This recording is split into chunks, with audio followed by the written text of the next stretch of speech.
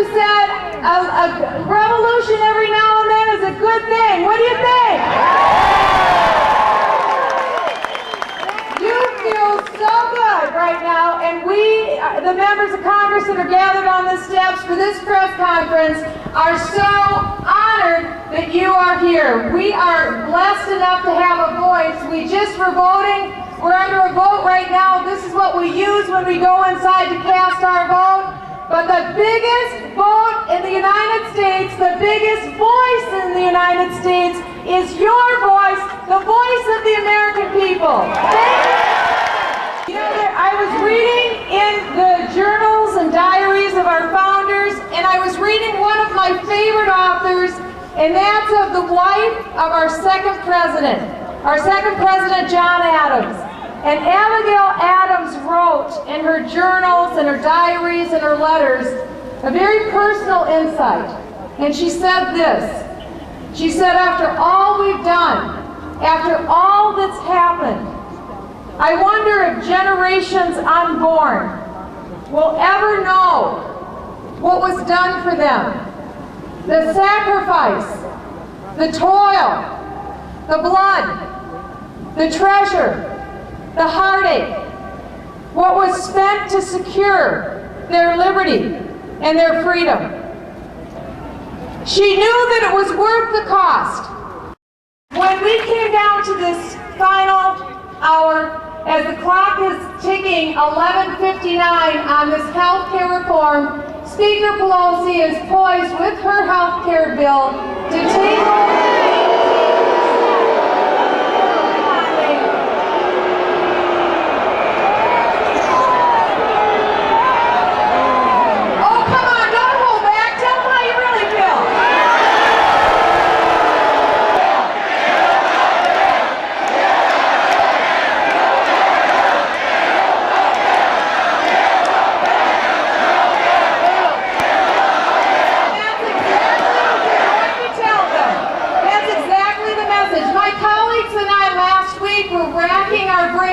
Trying to figure out what could we do, because quite simply, the Republicans don't have the votes to kill this bill. Every lever of power is controlled by one party now in D.C. We tried to figure out what we could do. We knew that we were limited, but what we knew was unlimited was the voice of persuasion of the American people, and that's why you're here today.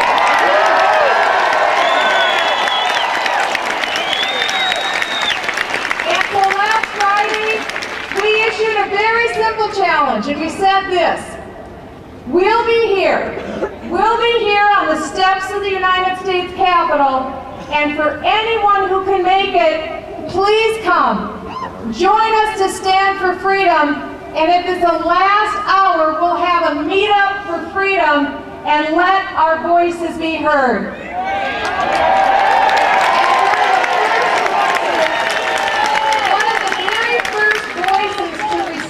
That call came to my cell phone when I was at home in my living room in Minnesota last Saturday.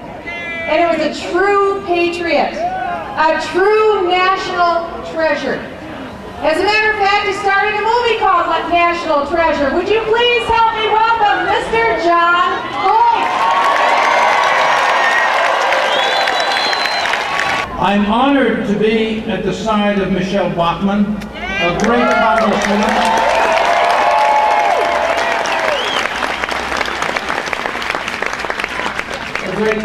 a great human being, and a true American patriot, to hopefully be a voice for all Americans who do not want to pass Obama government-run health care. We do not want our freedom of choice taken away from us. President Obama has his own obsession with trying to ram this health bill through to create a socialist America.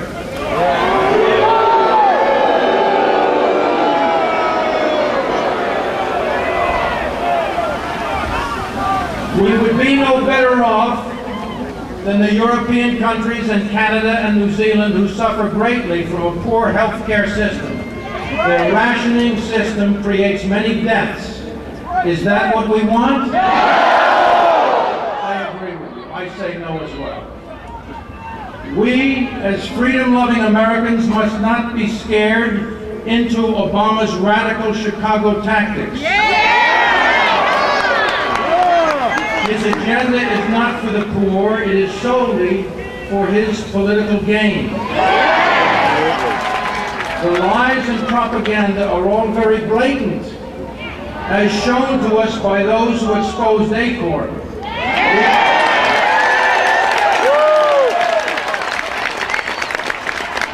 Which is as corrupt as all the president's czars.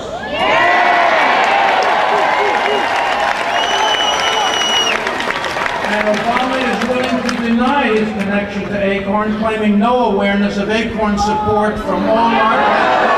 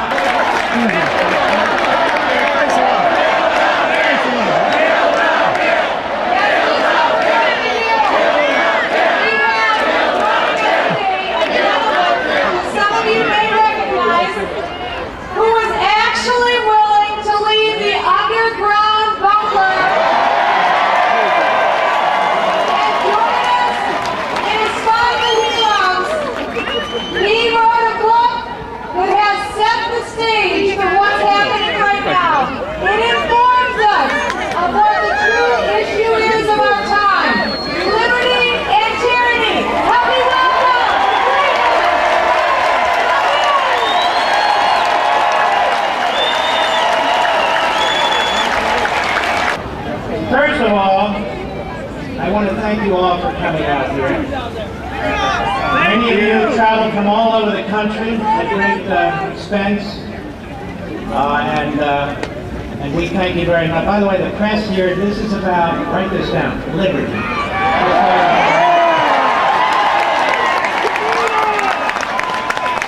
You see this building here? You own that building.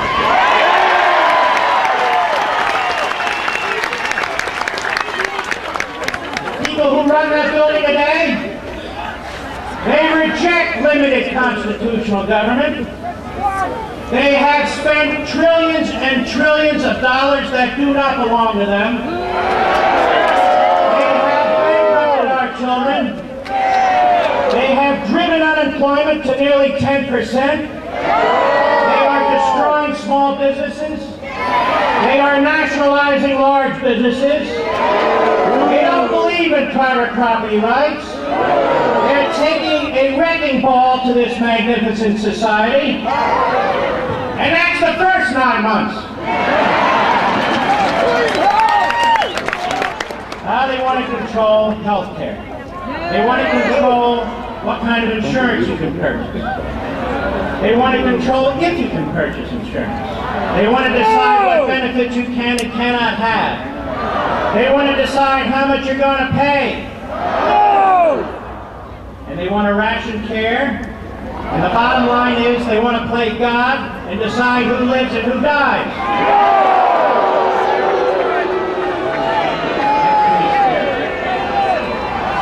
And for them, when they're asked, where's your authority under the Constitution, they laugh. The hell with the Constitution, they say. The hell with individual liberty and private property. The hell with people who want nothing to do with this, which is most of us.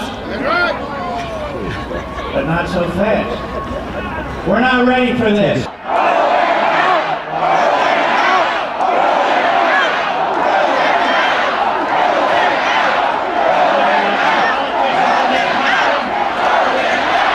Socialism is a philosophy of failure, the creed of ignorance, and the gospel of envy. Its inherent virtue is the equal sharing of misery. And I've got to thank Winston Churchill for that quote. And I want to thank you all for being here. God bless us all.